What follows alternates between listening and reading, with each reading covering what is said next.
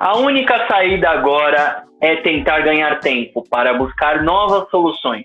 Qualquer coisa que não contribua para isso, não importa mais. Átila Yamarino. E é com essa frase que a gente começa um quadro novo aqui no canal, etc., que a gente nomeou carinhosamente de Debate, etc. Então eu espero muito que vocês gostem. Não se esquece de se inscrever no canal, deixar o like e compartilhar esse vídeo aí com toda a comunidade científica, com toda a comunidade acadêmica. Deixe os seus comentários sobre tudo que você achou das nossas falas e quais são os seus argumentos sobre o que a gente está conversando aqui. E hoje, antes da gente introduzir o assunto, que é basicamente vida no distanciamento social, nós vamos nos apresentar. Eu sou uma cara nova aqui no canal, então eu vou falar depois. Então vamos começar com o nosso querido anfitrião, se eu pudesse chamar ele na linguagem moderna, que eu odeio, eu chamaria de CEO do canal. Então, já que vocês veem ele entrevistando, hoje ele vai ser um pouquinho entrevistado aqui. Quem é Enzo? Primeiramente, obrigado por ter me aceito no meu canal. Todo mundo fala assim, obrigado por ter me convidado, então é legal eu também falar isso. Gosto disso. Eu queria agradecer a sua presença por estar aqui com a gente, né? Finalmente conseguimos começar o debate, etc. Para me apresentar, tem que falar quem eu sou, né? Esse negócio Exatamente. É muito difícil falar quem eu sou para eu mesmo. Eu vou falar então as coisas que eu faço, que eu acho mais fácil. Eu sou Enzo. É um bom começo. O que é um problema, porque todo mundo coloca 2 E's, 2 O's, ninguém coloca 2 N's. Eu fiz o ensino médio na Vila Prudente com o Guilherme, e é daí que nós nos conhecemos. E eu faço filosofia na USP, sou bacharel. Eu brinco de ser escritor de vez em quando, e tem esse canal aí mais para os outros do que para mim. Porque se dependesse de mim, eu estava sentado em casa, muito skylabiano. Olha, sentado em casa você até tá, mas isso aqui dá um pequenino trabalho para ser feito, porém é tudo feito para vocês, né? Vocês que estão assistindo, por mais que não sejam tantas pessoas assim, são pessoas que tenho certeza que gostam muito do que está sendo feito aqui, porque senão, afinal, não teríamos nenhuma visualização nessa rede imensa chamada YouTube. Agora que o Enzo falou um pouquinho dele, apresentarei-me. Sou o Guilherme Augusto de Macedo, só Guilherme para vocês.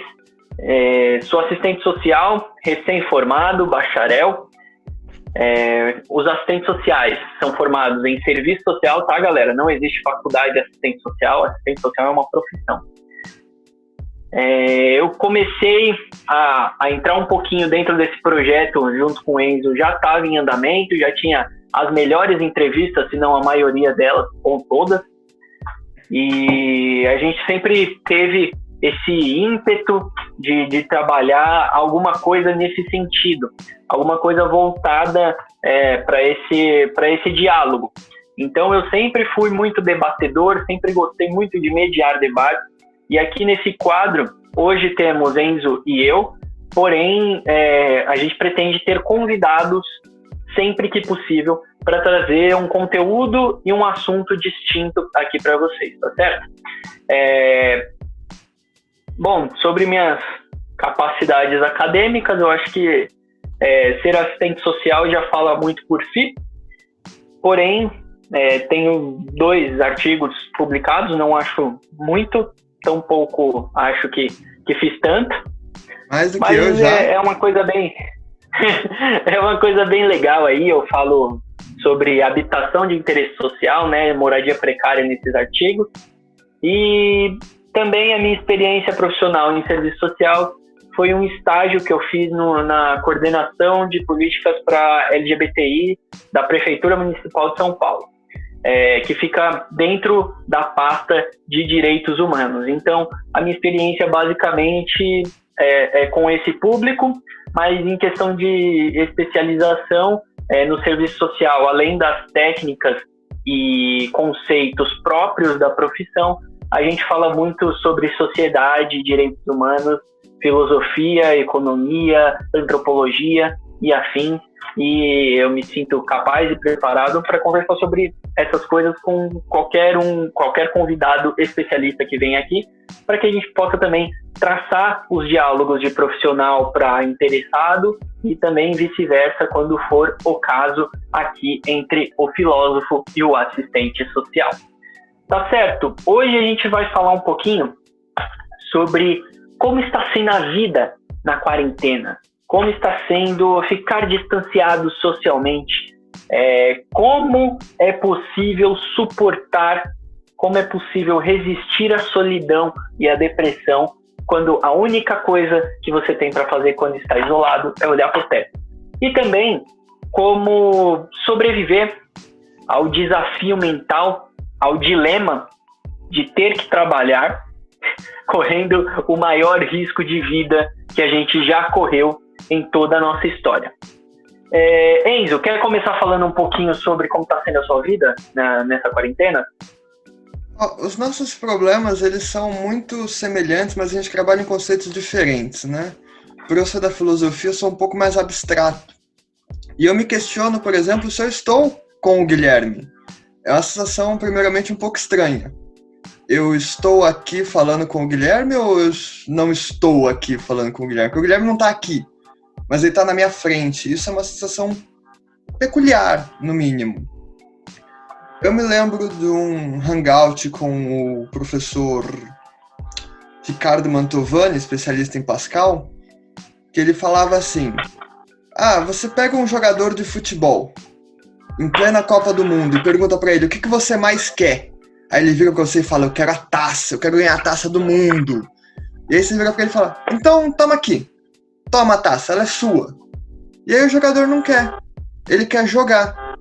Mas aí você fala assim: tá bom, então você vai jogar, mas a gente vai tirar o público, vai tirar o patrocinador e você não vai ganhar a taça. Você só joga. Tira também todo mundo do time oposto. Vai jogar só você.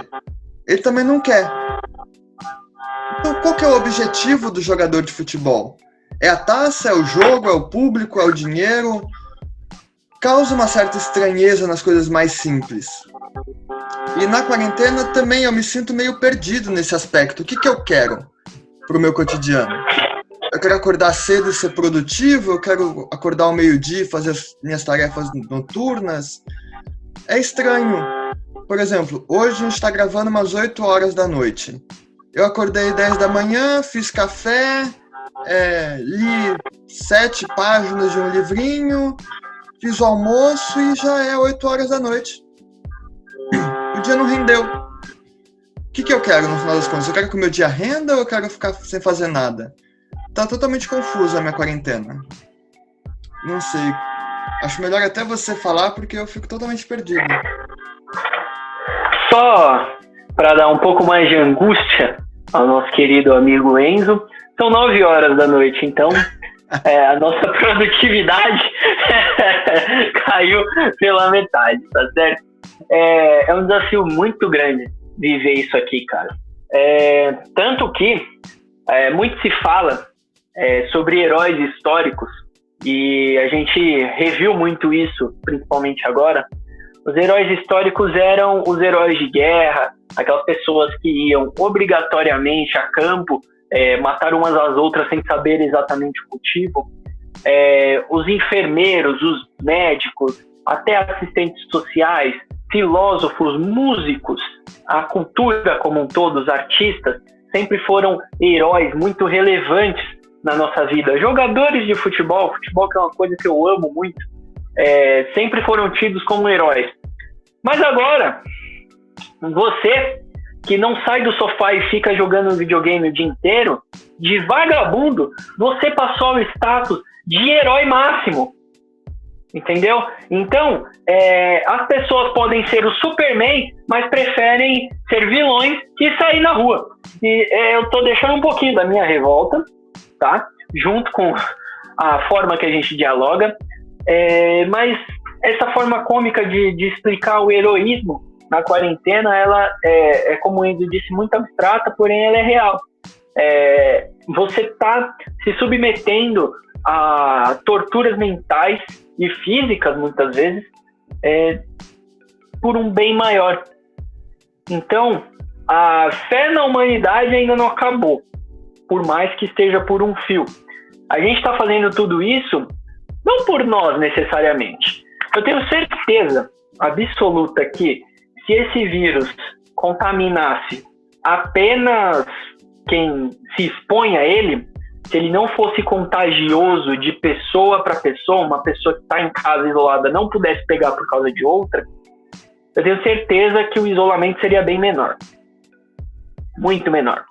Talvez só os grupos de risco ficassem isolados de fato. Mas a preocupação com os familiares idosos, familiares com problemas de respiração, enfim, todas aquelas características do aspecto do grupo de risco, elas fazem com que a gente repense as nossas atitudes. Então, tem o perigo da tiazinha, da vozinha pegar. Eu não vou sair. Felizmente, a gente tem uma boa parcela das pessoas que pensam assim, apesar de viver em São Paulo e compreender que a ciência e até o óbvio está sendo um pouco negado. A gente está vivendo o país do absurdo. Normalizaram o absurdo. Outro dia eu vi uma foto do presidente correndo atrás de uma ema com cloroquina. Eu não sei o que está acontecendo com esse lugar, entendeu? Sem fazer minhas críticas a ninguém, mas é um presidente correndo atrás de um avestruz, cara. Que é isso? O que está acontecendo nesse lugar? Tem aquele prefeito de Itajaí que propôs a introdução de ozônio anal para cura de Covid-19, né? Você me fez lembrar uma coisa muito sórdida até, que é bem triste. Foi uma época que o presidente dos Estados Unidos, não estou criticando a posição dele, nem nada disso, eu vou fazer isso mais pra frente, vocês vão ver, mas a figura com maior poder e representatividade no mundo sugeriu que as pessoas tomassem produto de limpeza para eliminar o vírus. Porque se eu lavo a mão, deve funcionar dentro de mim, né? É tipo sabonete com sabor de chocolate, cara. Aí você come o sabonete, né? Exatamente. É umas paradas que a gente via aqui colar, às vezes com o Olavo de Carvalho falando besteira, mas é inacreditável que um líder mundial tenha mandado a gente tomar Cândida, tá ligado? E as pessoas foram lá e tomaram. A empresa a qual ele se referiu teve que fazer um comunicado. Não bebam o nosso produto, porque, enfim, vocês vão morrer. Mas pra tu ver o nível que a gente tá chegando de absurdo. O que foi mais absurdo que você viu nessa quarentena? Olha, primeiramente eu vou fazer duas observações que eu acho muito interessantes. A primeira delas é que eu acho que a comunidade científica deveria se reunir para espalhar uma única fake news, dizendo que o coronavírus deixa as pessoas broxa, e aí ninguém mais ia sair na rua. Se o coronavírus deixasse broxa, acabou. Ninguém mais saía, ia ser quarentena. Isso é uma verdade. Segundo, é uma grande realidade. Ia resolver o problema. Ia mesmo. Para resolver os problemas, a gente tem que afetar as pessoas que têm uma linguagem mais simples, as pessoas que estão afetadas mais facilmente. Ou seja, o tiozão da fake news. Então, se você consegue convencer o tiozão da fake news, você convence qualquer pessoa. Essa aqui é a fita. E você que está aí assistindo, qual foi a coisa mais absurda que você ouviu, viu, presenciou durante essa quarentena? Deixa aí nos comentários pra gente, fazendo um favor. Eu vou responder essa pergunta. Eu vou responder essa pergunta porque eu fugi delas. A coisa mais absurda que eu já vi foi a minha mãe dizendo que eu não a amava porque eu não estava indo visitá-la durante o período de quarentena.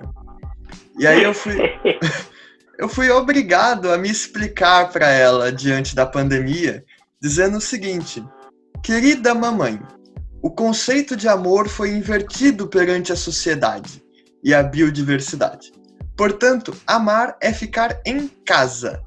Então, por favor, se você quiser me ver, me ligue por vídeo no WhatsApp. E eu achei Absolutamente. Eu achei muito bizarro, porque para mim chega informação todo dia sobre o coronavírus. No Facebook, no Instagram, no Twitter. E para minha mãe não, cara. Eu percebi, isso realmente não chega em todo mundo. Deve ter pessoa que tá saindo na rua sem nem prestar atenção nisso. Isso é uma coisa bem legal de se discutir, né? A influência das bolhas sociais na quarentena. Isso é um tema muito interessante. Que possivelmente está sendo estudado nesse momento, mas aguardemos para ver quais são as conclusões. É muito difícil, você que está assistindo, estou falando por mim, acredito que o Enzo também, que não tenha sido furada uma vez sequer o seu isolamento, não tenha sido furado. Porque já estamos aí beirando os 5 meses, né, de isolamento. Escolheram 15 dias de lenga-lenga, vai e vem, a cada 15 dias, ao invés de se fechar 2 meses para que pudéssemos ficar tranquilos e sair com um pouco mais de responsabilidade. Aí também vem muito da intervenção do Estado, que, enfim, foi quase nula. Quase que não tivemos o nosso querido auxílio emergencial. Ele foi aprovado pela Câmara, né, pelos deputados, foi um esforço dos deputados, né? Enfim,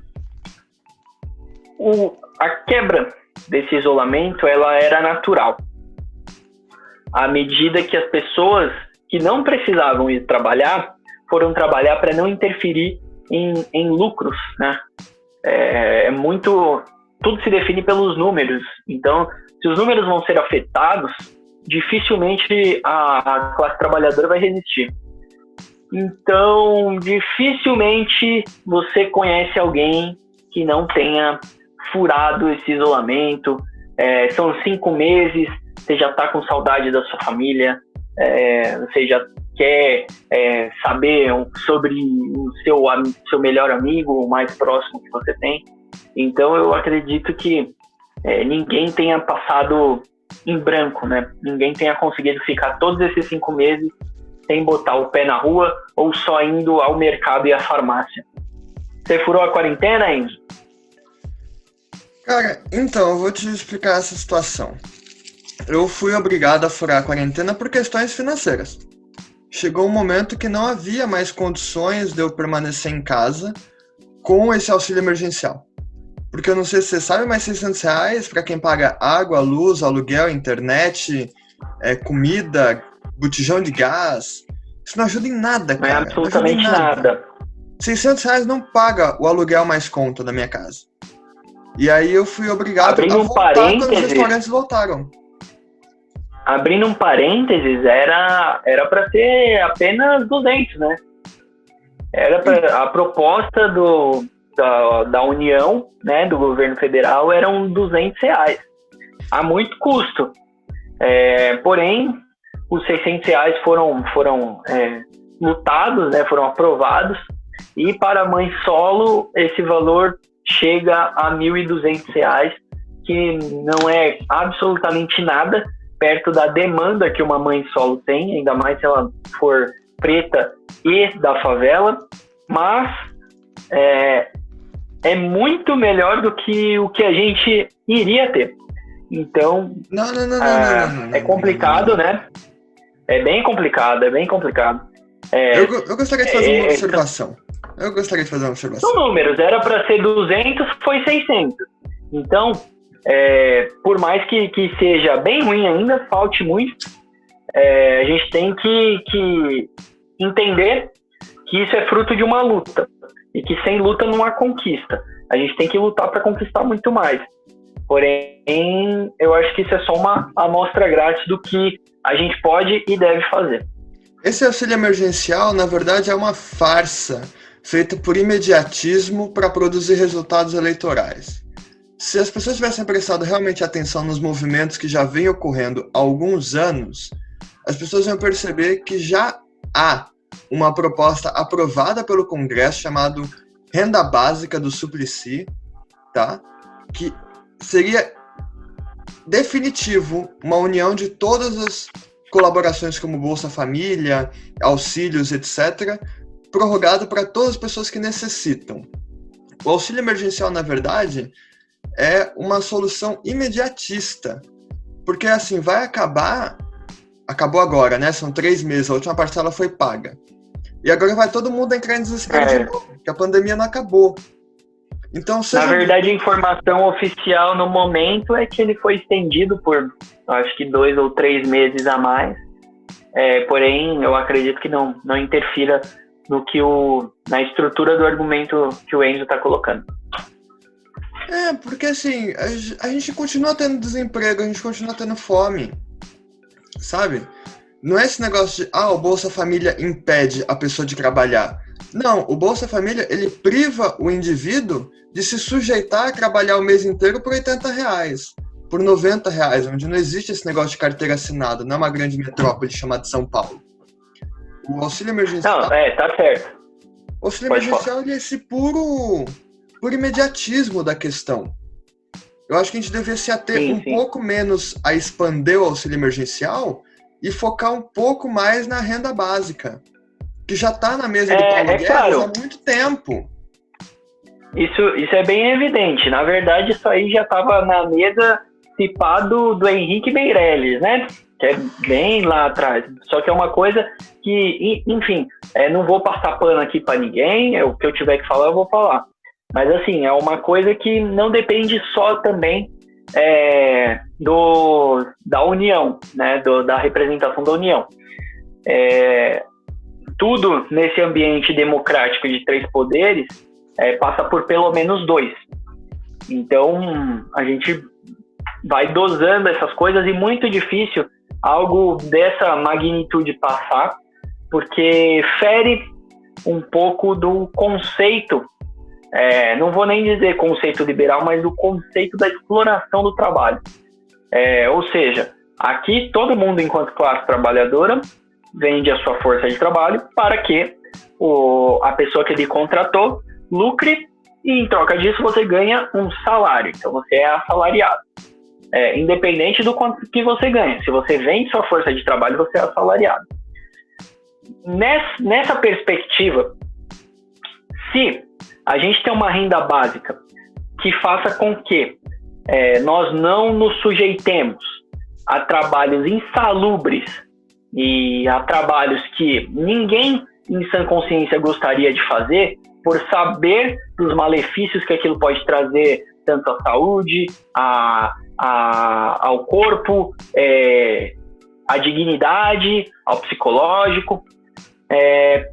Por ter esses fatores, mais ninguém aceitaria nesse caso. Então, tudo que fere o lucro vai ser uma dificuldade no mundo.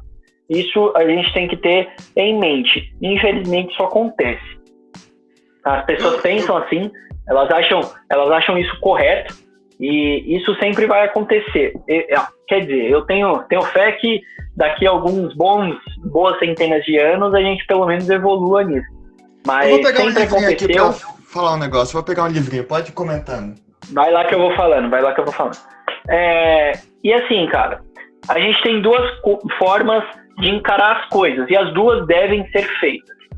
A gente tem um problema, certo? A gente tem um problema muito grande para ser resolvido. Só que esse problema está fazendo diversas vítimas, como sempre fez.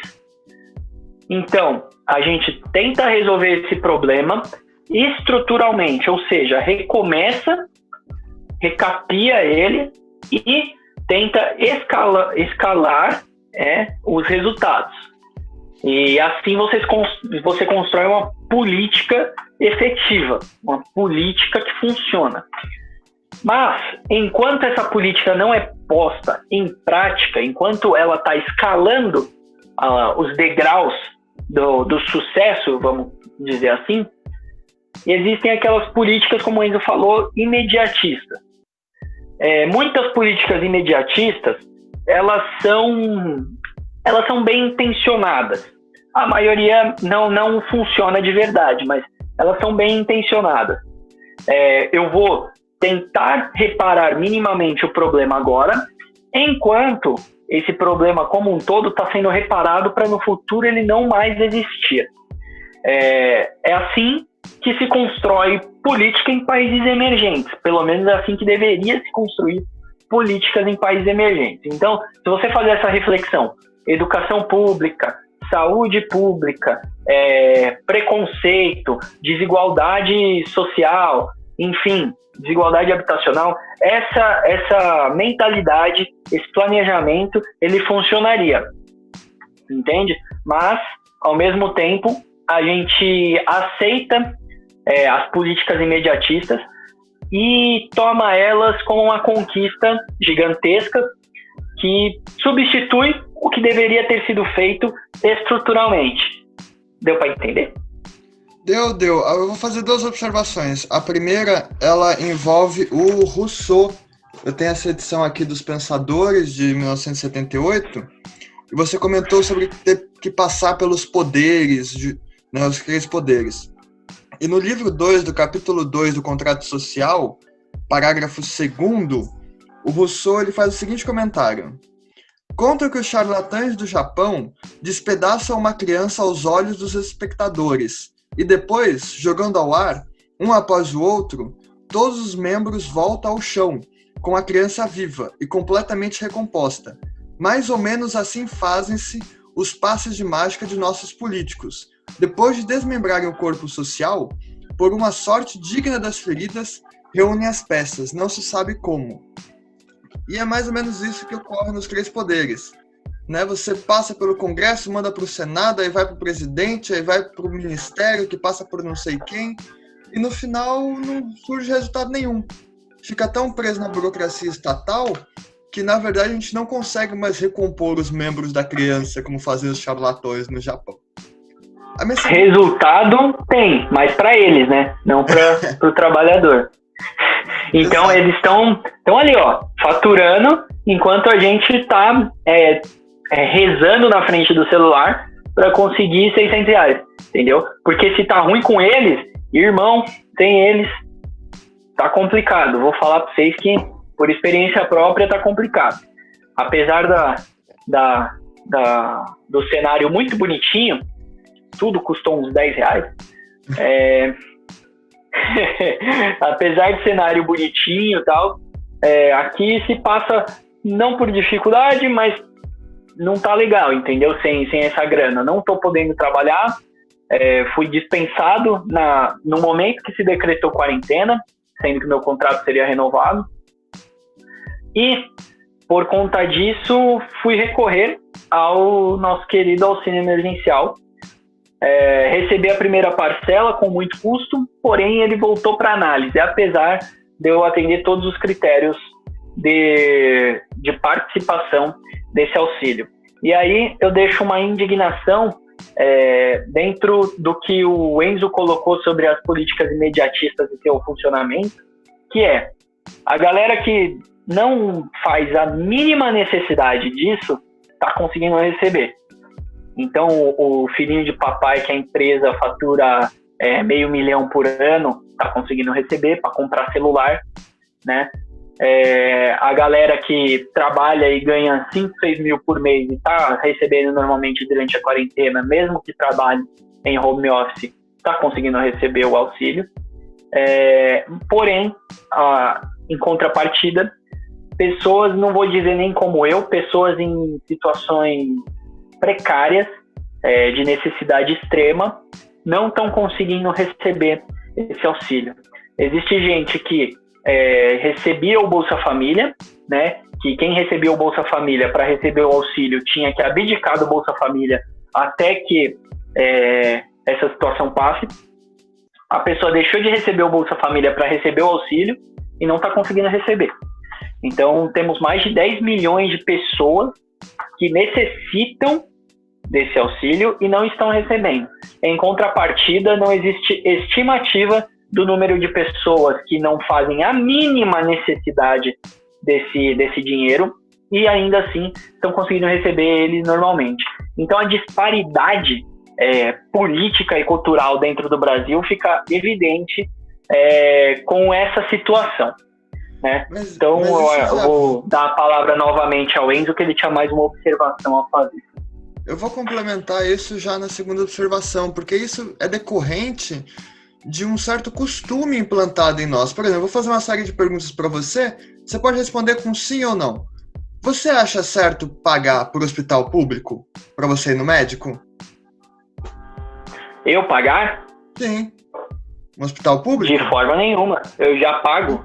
E uma universidade pública, você acha certo pagar para estudar na USP, por exemplo? De jeito nenhum. Então, o hospital público tem que ser público, a universidade pública tem que ser pública. Agora, o transporte público a gente paga R$ 4,40. Então, assim, mas se a universidade... Daquelas, né? A gente paga R$ 4,40 para ser transportado de pé segurando numa barra. Pois é, mas se a saúde pública é gratuita, a universidade pública é gratuita, porque o transporte público é pago? Exatamente, isso é uma reflexão muito boa. É uma reflexão muito boa que a gente tem que fazer. Só um segundo. Esse tipo de pensamento que implantaram no ser humano dificulta muito o avanço. Porque as pessoas não prestam atenção mais para cobrar aquilo que é necessário. Por exemplo, nós precisamos comer, respirar, fazer xixi e cocô. Aí fazer xixi é de graça, fazer cocô é de graça, respirar é de graça, mas comer você tem que pagar. Porra, você não pode pagar para comer, senão você morre. Assim, na minha concepção, é errado você pagar um aluguel, porque se você não tem teto, você não consegue nem um emprego para conseguir comer. Então, assim, a gente parou de cobrar coisas que dependem da nossa necessidade. Tem uma diferença filosófica entre aquilo que é necessário e aquilo que é contingente. O que é contingente, nós podemos nos abdicar. O que é necessário é impossível abdicação.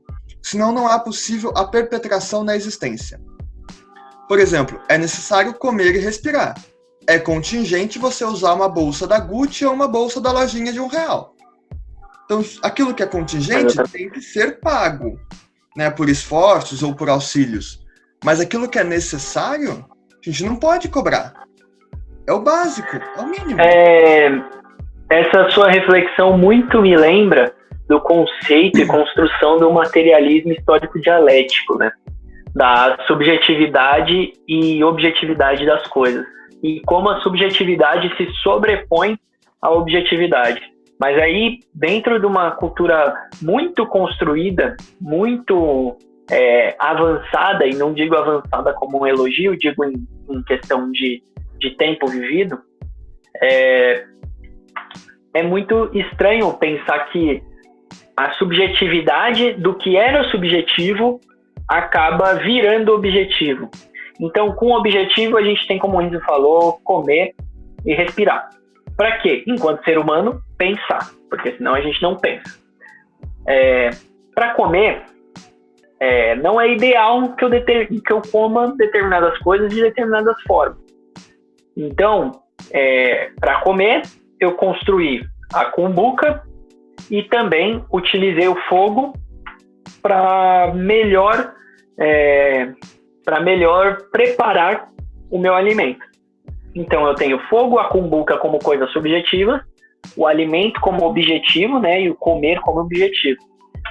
Só que aí quando a cumbuca tem que ser de porcelana com fios de ouro e o fogo tem que vir no seu maravilhoso cooktop, entende? É o subjetivo do subjetivo virando objetivo. Então, eu conversava muito isso com o professor Wilson Orvart, que, enfim, também, como Enzo, é filósofo, mas, e que um dia vai estar aqui com a gente, assim espero. Um beijo pro professor, inclusive. É muito doido isso, né, cara? É muito doido. Como que o materialismo, né, ele acaba se sobrepondo ao que é necessário, como você bem colocou.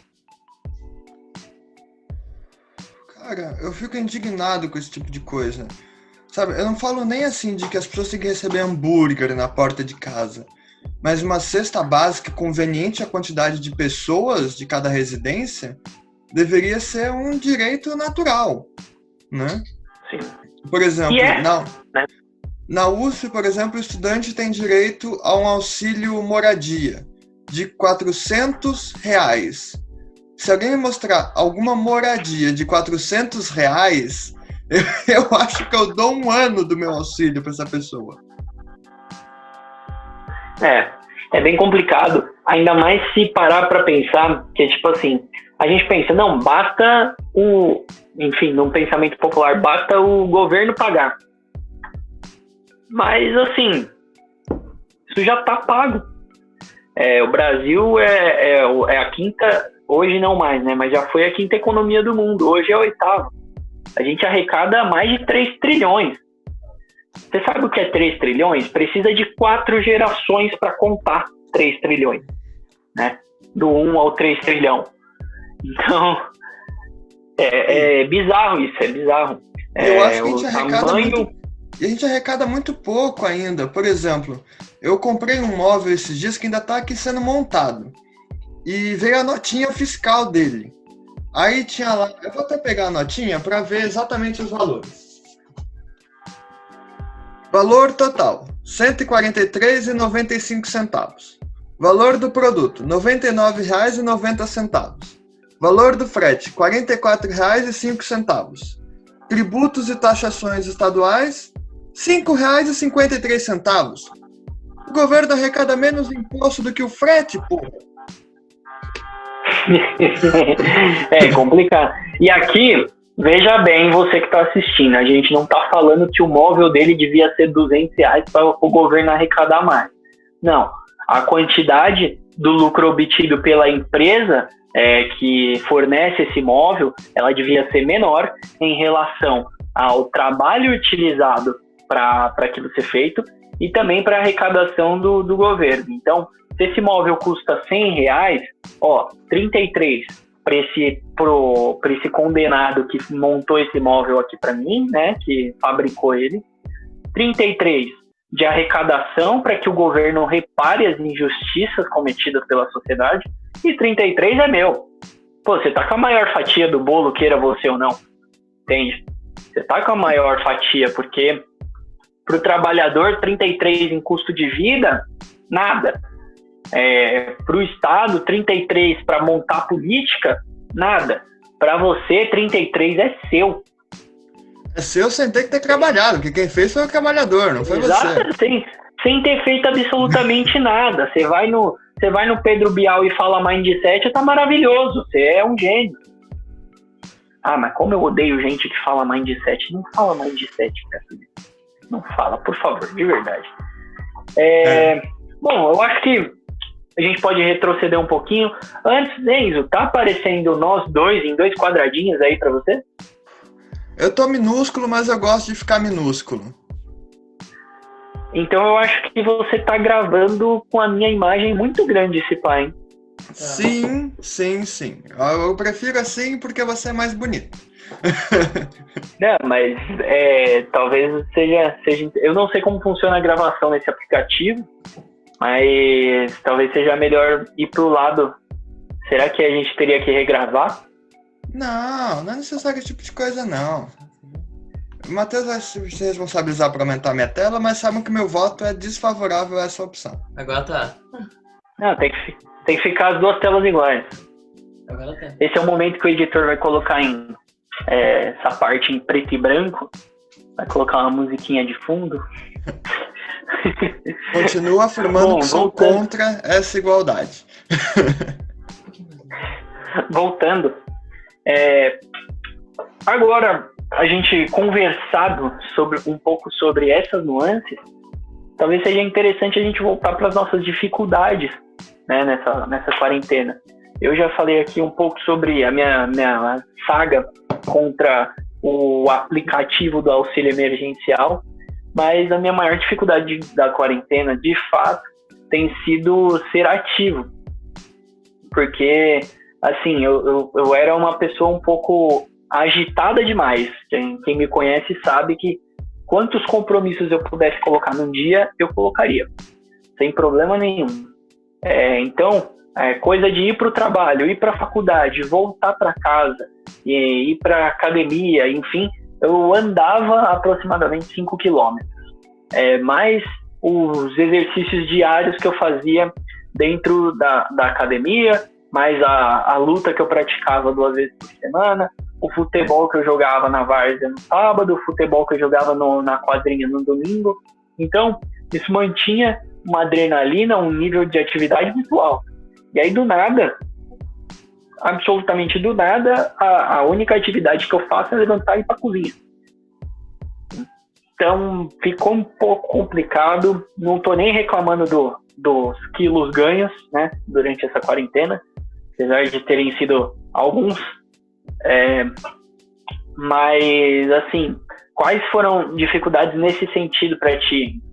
Que para mim levantar tem sido uma guerra contra mim mesmo. Para mim tem sido a ausência de vontade. Por quê? Porque, por exemplo, eu estou fazendo meus trabalhos de faculdade. Aí eu vou e antes eu ia até a biblioteca e pegava um livro, demorava 40 minutos para achá-lo e estava tudo certo. Agora eu permaneço com a mesma dificuldade em fazer a execução do trabalho, em conseguir participar das aulas, até por acesso à internet, muitas questões, agora que eu consegui me estabilizar, só que eu não tenho mais acesso à biblioteca. Então antes do que eu demorava 40 minutos para pegar 5 livros, agora eu tenho que ir no LinkedIn, tenho que ir no Google Academics, eu demoro 6 horas para achar um livro que eu demorava 40 minutos. Só que a quantidade de pressão, a quantidade de trabalho, continua a mesma depois dessas 6 horas. Ou até maior, né? Ou até maior. E é impossível você conseguir se dissociar. Porque você fica em casa, putz, agora eu tenho que lavar a louça, agora eu tenho que limpar o banheiro, agora eu tenho que comer, agora eu tenho que fazer o café da manhã, e aí tem que lavar mais louça, e agora eu tenho que passar um pano no chão. E não sobra tempo, é igual eu falei agora cedo. Né? Eu li 6 páginas hoje. E é isso. Eu não tenho tempo para ficar sendo tão produtivo quanto eu tinha. Porque antes eu falava, não, eu vou ler tudo, vou ficar na salinha preparado, igual Maquiavel tinha, né? Uma salinha com uma rotina específica para estudo. A gente não tem mais acesso à biblioteca. Então, não, complicado, cara. Em contrapartida disso, eu tenho quase que todo o tempo do mundo e tenho aproveitado ele muito mal. Assim, sem me exercitar, sem ler, sem escrever qualquer coisa que seja. Durante o semestre passado ainda teve a faculdade, né, as aulas online, que elas e nada eram quase a mesma coisa, apesar do esforço de professores incríveis que eu tinha. Mas assim, tive que me formar, quis a história que me formasse assim. Ao contrário das 6 páginas que você leu, eu tenho tido bastante preguiça de ler qualquer coisa que seja, cara. Eu tenho um livro aqui do Nelson Mandela, das cartas que ele escreveu na prisão. Ele escreveu muita carta na prisão, né? Porque ele ficou muito tempo lá. Eu não vou terminar esse livro nunca. Ele tá de inferno. Eu vou pegar aqui pra você ver o tamanho dessa porcaria desse livro. Porcaria não, porque ele parece muito bom, mas eu li muito pouco dele.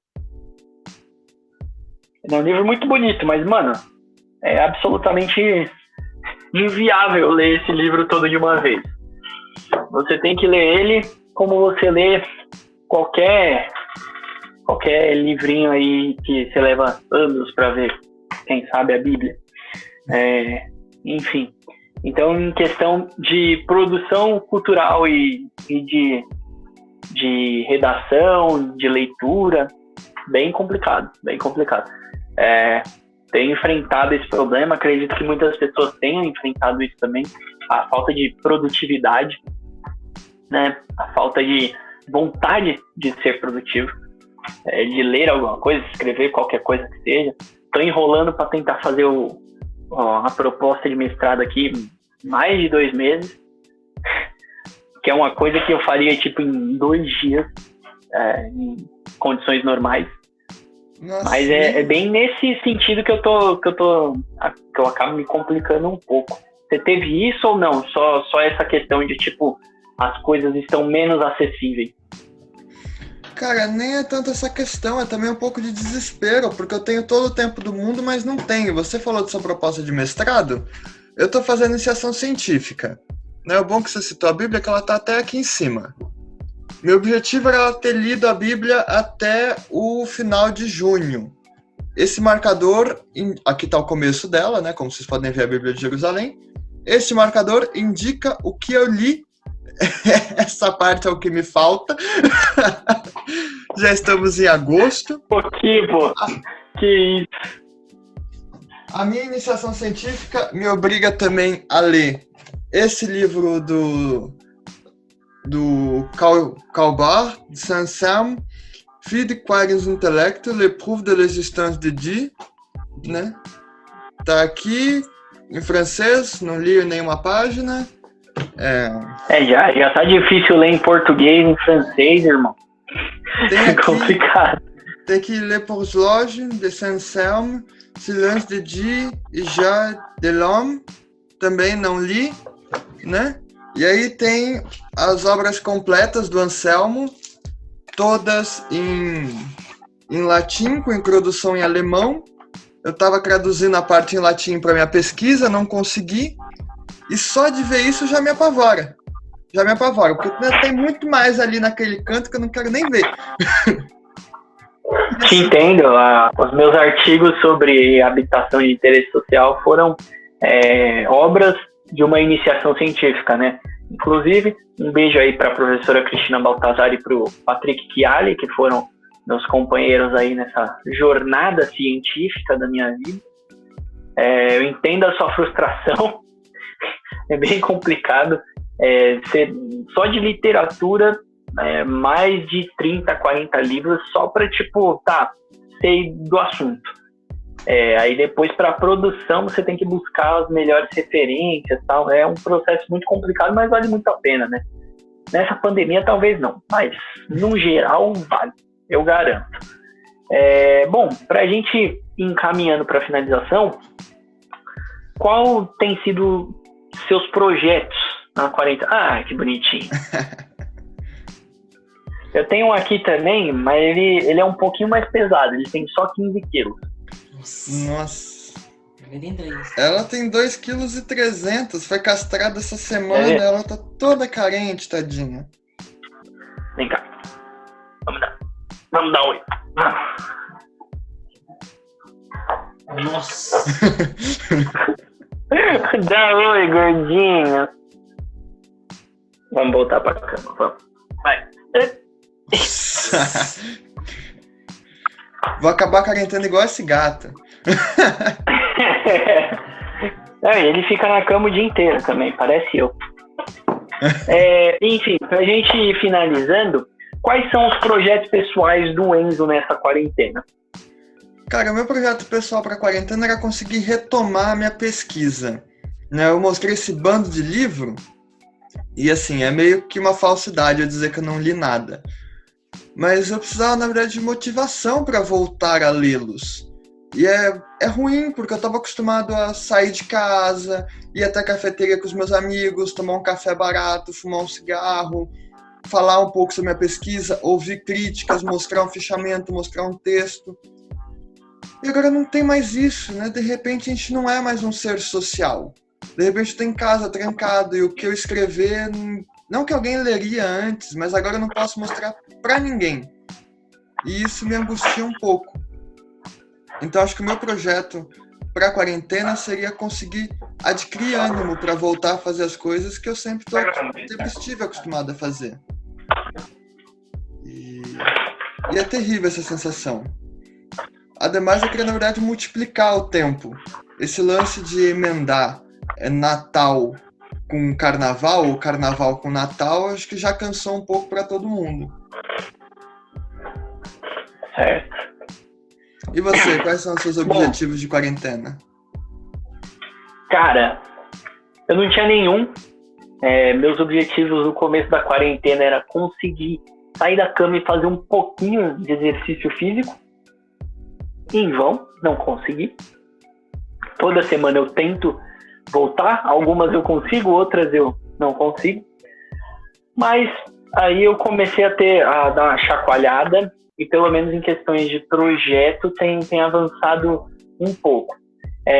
Fiz a questão da gente tentar retomar nesse momento, né, com o canal, etc. Enchi o saco do Enzo. Acho que agora é o momento perfeito para a gente voltar, dá para fazer mais entrevistas, dá para debater com um monte de gente, mesmo que não seja a mesma coisa, não tenha o mesmo traquejo de estar junto, daquele debate acalorado, um falando em cima do outro, mas eu acho que dá para fazer uma coisa bem legal aqui nesse canal. Abri um canal voltado apenas para gameplay de um jogo que chama Brawl Stars. Enfim, é um canal que eu não falo de nada que eu fui preparado para falar. Eu falo apenas do jogo que eu uso para me distrair e que em muitos momentos me causa um estresse absoluto na minha vida, porque é um jogo que você depende de outras pessoas. Depender das outras pessoas normalmente te dá estresse, mas é um benefício muito grande. Também eu tenho retomado algumas atividades de bastidores do meu time, né? Que, enfim, o Enzo sabe, eu comecei esse time aí no início desse ano, mas a gente enfrentou alguns problemas no sentido de direitos autorais. Vamos ter que trocar o nome, mas já tem tudo pensado, muito legal. A gente vai fazer um anúncio geral, vai produzir um clipe aí, enfim, vai ser uma coisa bem legal. Se é que, enquanto essa produção audiovisual está sendo veiculada, já não esteja lá. Então, por via das dúvidas, além do Instagram daqui do canal que o Enzo vai criar, teremos nossas redes pessoais e, enfim, vamos deixar o canal, vamos deixar o Instagram do time lá. Então eu tenho retomado essas atividades que têm me custado algum tempinho dessa quarentena e devolveram um pouco a minha produtividade. Em algum momento eu consegui acertar o meu horário biológico para dormir. Isso tem sido meu maior projeto também, conseguir dormir. Mas já tá tudo cagado de novo. Não tô conseguindo dormir direito. Posso fazer uma pergunta? Você Claro. tem medo de morrer antes de dormir? Essa quarentena tem me dado Antes de dormir. Você diz a reflexão do morrer ou tipo morrer naquele momento? Sabe quando alguém fala assim, você já prestou atenção que você tá respirando? Aí você começa... Esses ataques de ansiedade, entendo. Cara, curiosamente, ontem foi ao ar uma entrevista no Pedro Bial, que a gente fez uma certa piada aqui, mas não com ele, né, mas com os entrevistados. Mas ontem foi um entrevistado bem interessante, o Gilberto Gilman, um cantor e compositor que muito me admira, e ele falou justamente sobre isso, sobre o medo de morrer. A gente não tem medo de morrer. A gente tem medo de imaginar o nosso corpo sendo comido pelos insetos. A gente tem medo de imaginar o fogo subindo na nossa carne e nos transformando em pó. Mas o medo em si de morrer, as pessoas, na verdade, elas são bem esclarecidas sobre isso, principalmente as que têm fé. Elas praticamente não pensam nisso, né? Eu, como uma pessoa de fé nenhuma, eu já reflito um pouco mais sobre isso. Seria muito mais legal para mim acreditar que acontece alguma coisa depois, mas, enfim, por motivos que a gente não precisa discutir nesse vídeo, a gente pode discutir em outros, eu acabo não levando muita credibilidade nesse meu próprio pensamento. Mas, cara, eu acho que o que ele... Tudo bem. Eu acho que o que o Gil falou tem muito sentido. A nossa reflexão da morte, ela é da vida, né? A nossa reflexão da morte é da vida sem a gente. Esse é o nosso desespero. Esse é o nosso imenso desespero. É a vida sem a nossa presença. Esse pavor como que ela vai ser, o que acontece. Esse pavor me foi dado depois de ler o Blaise Pascal. Eu tenho essa edição dos pensamentos e tenho esta outra edição também dos pensamentos. O Pascal foi um filósofo francês do século XVII, mais ou menos. Ele tem um conceito chamado divertissement, traduzido para o português como divertimento. Ele fala que o divertimento são todas as tarefas do ser humano para impossibilitar o pensamento de morte. Então, o entretenimento ele foi feito para você não pensar que vai morrer. O trabalho foi feito para você não pensar que vai morrer. Qualquer coisa que você faz é para você não pensar que vai morrer. Só que eu acho que essa quarentena, como ela impossibilita o contato social, eu acho que a gente está pensando cada vez mais na morte.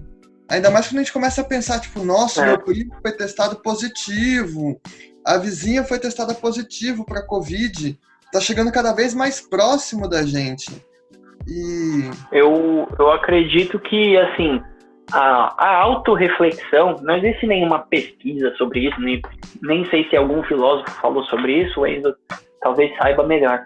Mas a autorreflexão, ela é quase que inteira sobre a morte, né? Então, existiu uma pesquisa sobre quanto tempo uma pessoa aguentava ficar no silêncio, né? Então, fizeram uma sala acústica. Depois eu pesquiso melhor quem fez isso, onde foi feito, para trazer para vocês. Estou só reforçando um pensamento. Uma sala acústica onde não se vaza o som lá de dentro e nem se entra o som de fora. Uma pessoa foi lá colocada e, assim, sem ver a luz, sem ver nada, tudo que você tem são os seus pensamentos.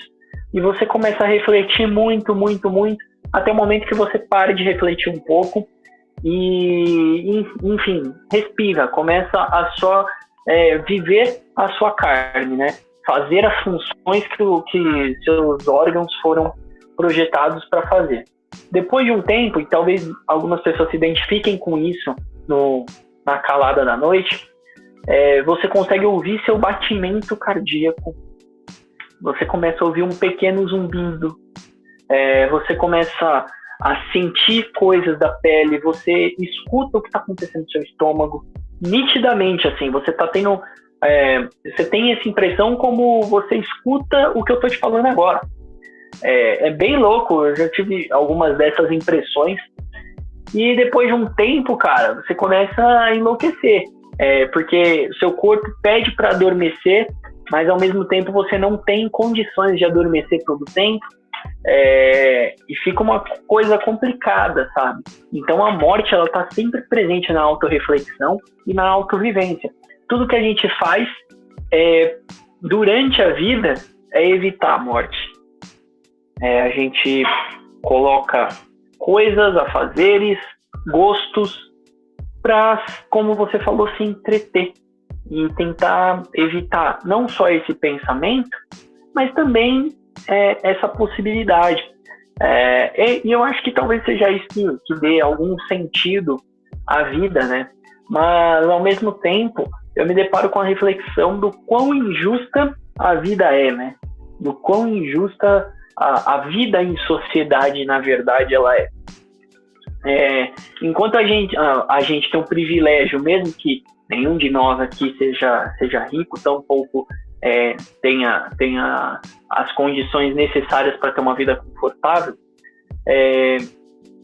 quando a pessoa que não tem o privilégio de refletir o que é a vida dela, refletir o que vai acontecer quando ela morrer, a gente começa a perceber que alguma coisa está errada.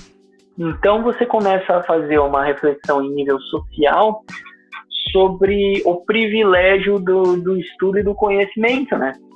Porque isso acaba sendo exclusivo de quem teve esse acesso, no fim das contas. Ontem a gente conversava sobre uma coisa parecida, né?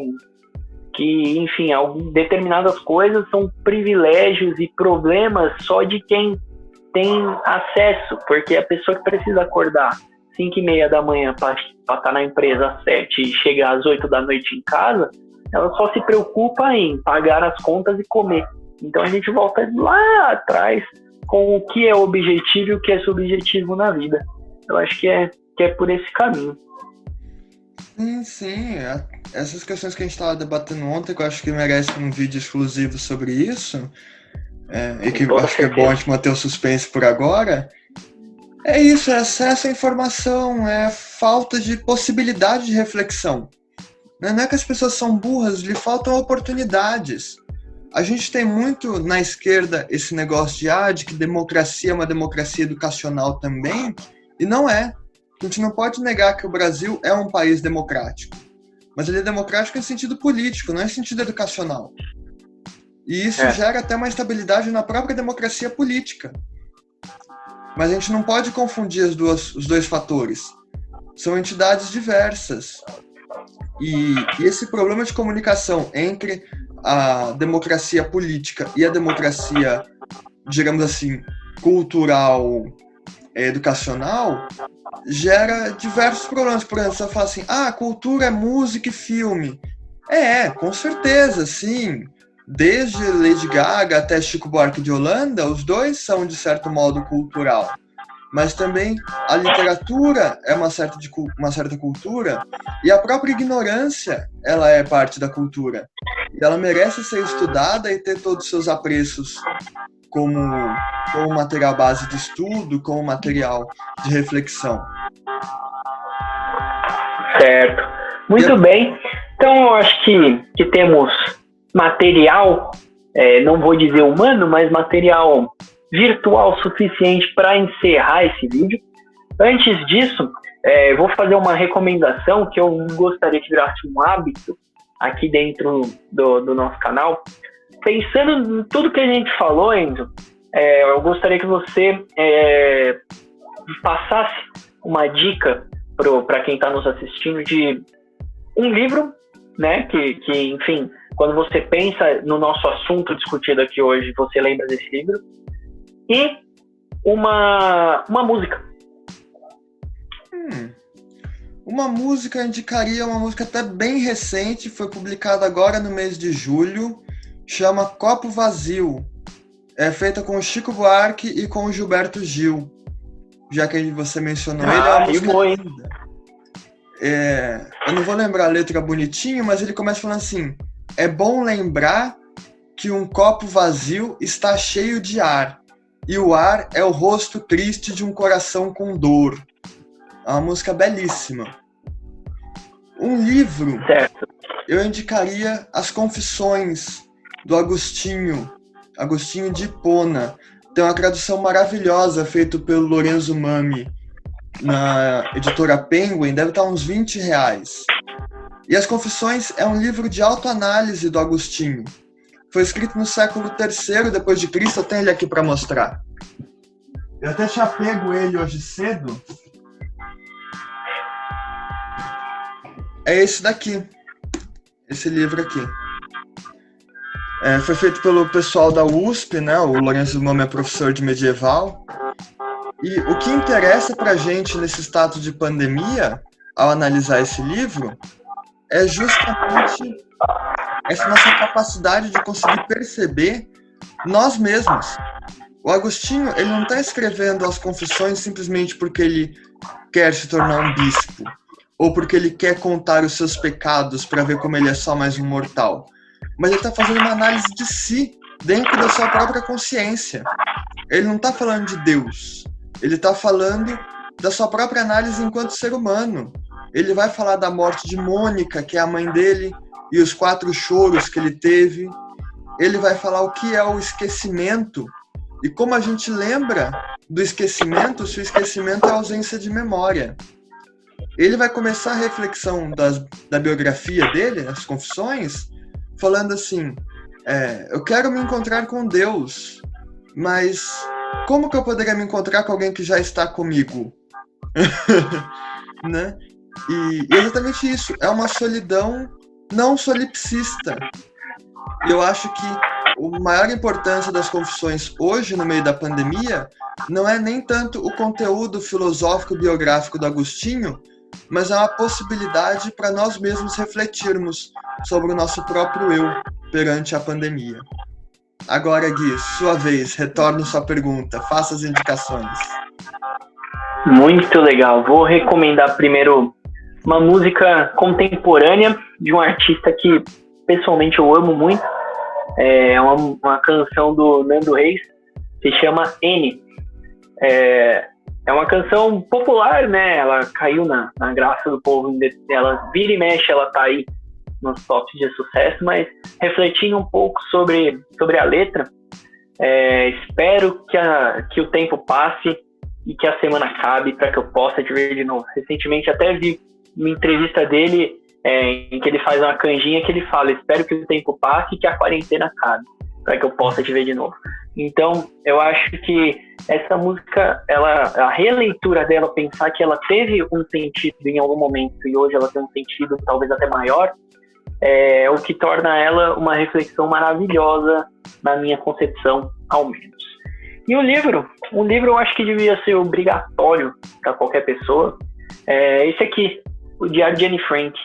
É um livro, enfim, que fala muito de confinamento também, né? De formas mais indiretas, mas coloca da perspectiva real da sobrevivente Anne Frank, como que foi viver reclusa com a família e alguns agregados dentro, enfim, de um esconderijo em que não existia um conceito pandêmico, mas que estava acontecendo uma guerra.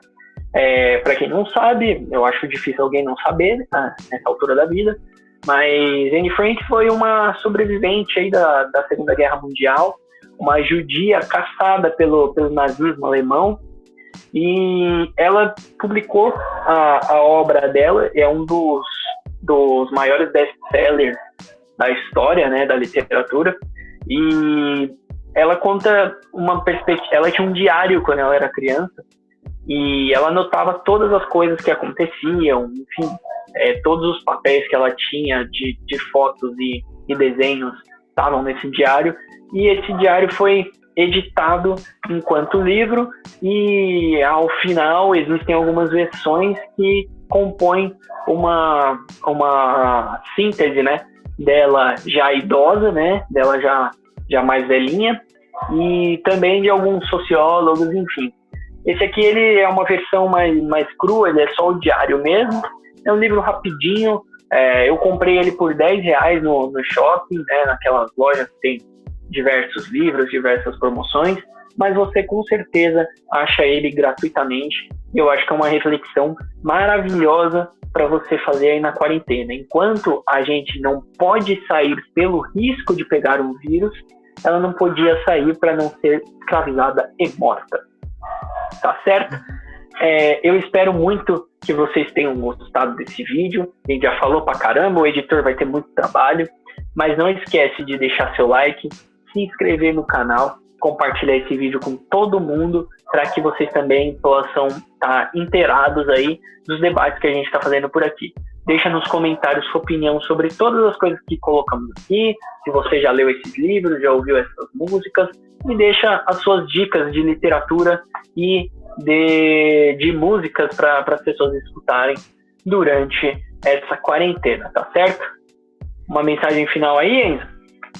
Eu tava olhando aqui pra estante pra ver se eu achava, porque eu tinha uma edição comentada da Anne Frank, mas eu não achei pra mostrar também.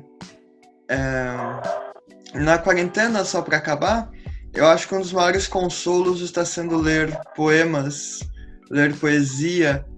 Tem uns aqui do Mário Quintana e tem uns do Drummond que tem me acalentado muito nesses tempos, mas para encerrar, eu acho que a única coisa que me toca é um poeminha muito simples, que ele começa assim: amar o perdido deixa confundido este coração, nada pode ouvido contra o sem sentido apelo do não, as coisas tangíveis tornam-se insensíveis à palma da mão, mas as coisas findas, muito mais que lindas, estas ficarão, né? Ou seja, a pandemia passa, mas a memória e a experiência disso tudo fica com a gente para sempre.